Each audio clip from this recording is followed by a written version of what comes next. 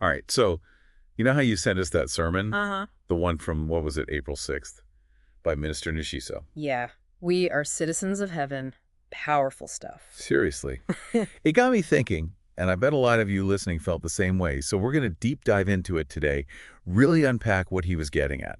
This whole idea of citizens of heaven, it's more than just a theological concept. It's about how we live our lives right here, right now. Like, Right. what does it actually look like to live with that kind of allegiance, to something beyond this world? Absolutely. It's not just about what we believe up here, but how those beliefs actually play out in our actions, our choices, our whole perspective on the world. Exactly. Mhm. And you know what really struck me early on in the sermon? He drops this statistic that just stopped me in my tracks. He said a 2023 study found that only 39% of Christians in the U.S.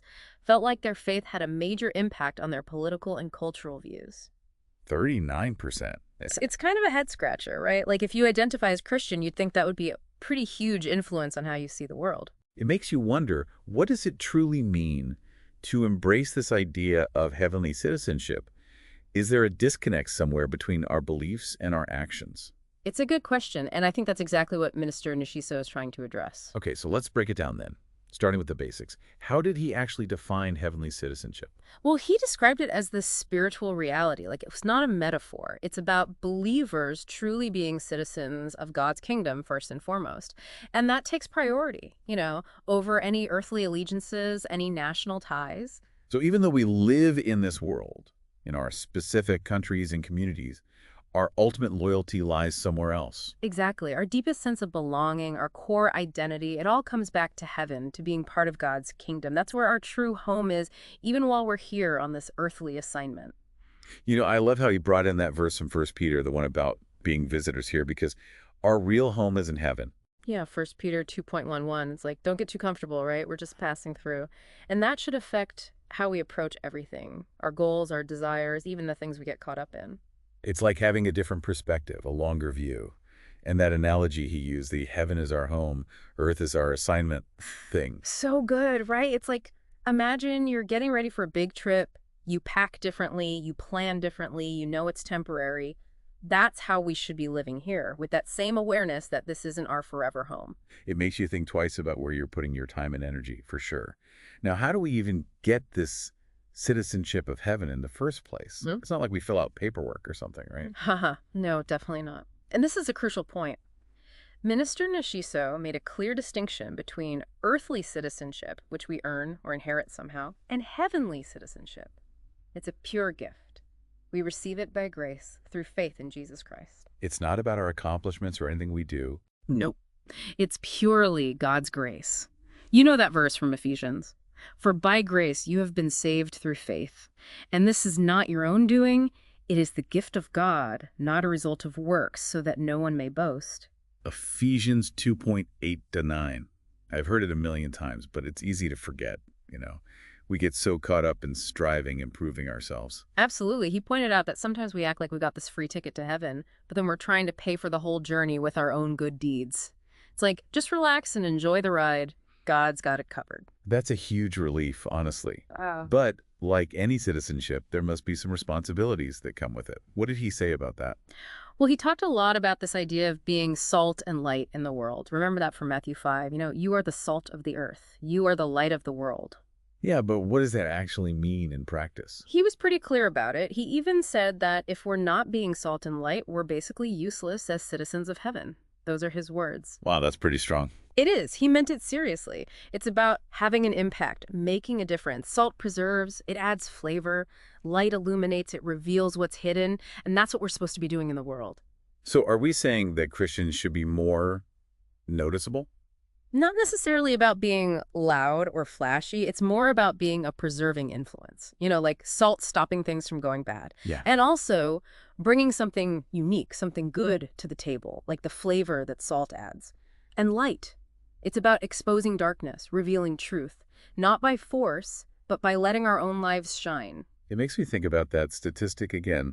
The 39% who feel like their faith influences their lives. If we're really being salt and light, shouldn't that number be higher? Shouldn't Yeah. people see a difference? Exactly. He talked about how there can be this weird disconnect where we act one way in church and then completely differently out in the world. Like we have two different sets of values.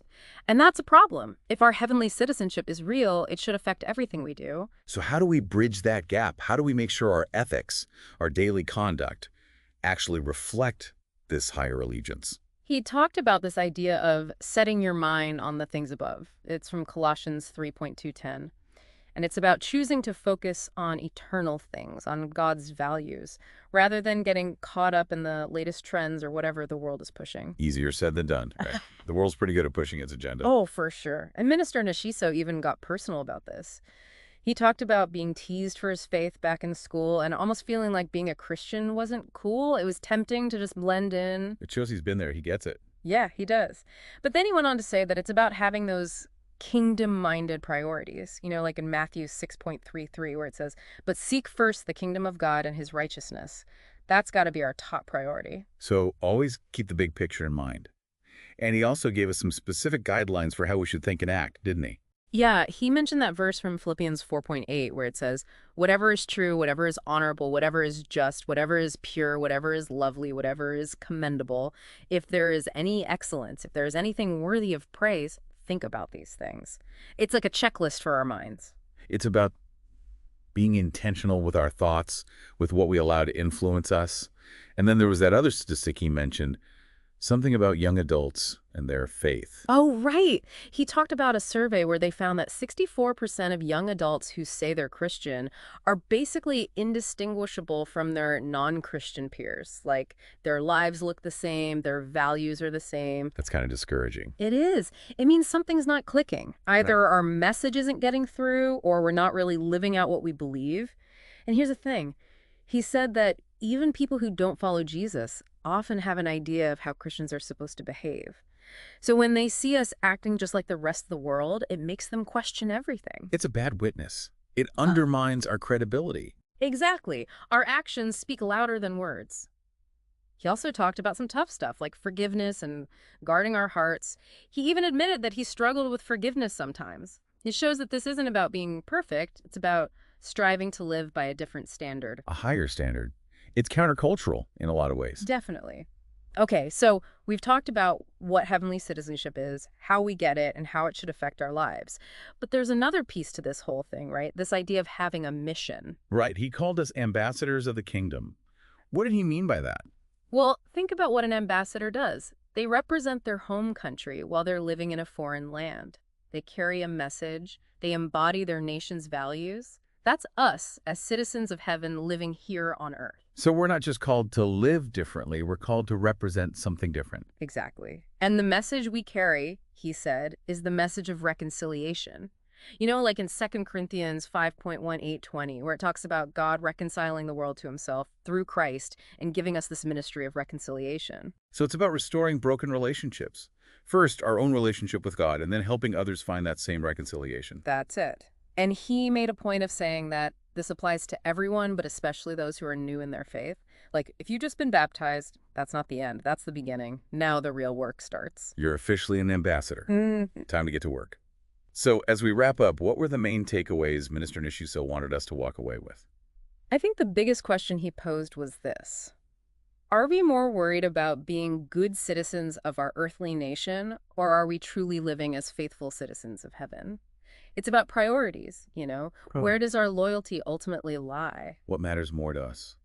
Fitting in with the world or living out our faith? It's a tough question, but it's one we all have to grapple with. He challenged us to really examine our priorities, to make sure our identity is firmly rooted in heaven, and then to back it up with action, to actually live it out. So it's about evaluating our choices, our behaviors, even our thoughts, and asking ourselves, is this how a citizen of heaven would act? Exactly. He even said, have you been a good citizen of heaven? Can you become even better? It's not about guilt tripping. It's about prompting honest self-reflection and growth. And he gave us some practical ways to do that, right? Like living intentionally, loving generously, serving sacrificially. Those are all hallmarks of God's kingdom. Yeah, he emphasized that this is how we make our heavenly citizenship visible, how we let it shine through in our everyday lives. And he also reminded us about judgment, that we'll ultimately be accountable for how we lived as citizens of heaven down here. So live like it matters, because it does. He also talked about the vision for his church, how they want to be a beacon light in the community. It all ties back to this idea that our actions have consequences, that we have a responsibility to represent God's kingdom well. It's a big responsibility, but it's also an incredible privilege, right? Yeah. To be part of something so much bigger than ourselves. Yeah, absolutely. So as we end this deep dive, I think the challenge for all of us is this. Where does our true allegiance lie? Are we more focused on earthly concerns, or are we living with that eternal perspective, knowing that we're just passing through? It's about holding that tension, that dual citizenship, and constantly reevaluating where our hearts are truly at. And remembering everything we've talked about today, what it means to be a citizen of heaven, how we receive that gift, the responsibilities that come with it, the call to live differently, and the mission of sharing God's love with the world. So as you go about your day, your week, your life, ask yourself this. What's one specific thing you can do, starting right now, to live more intentionally as a citizen of heaven? What would it look like to let that identity shape your interactions, your decisions, even your thoughts?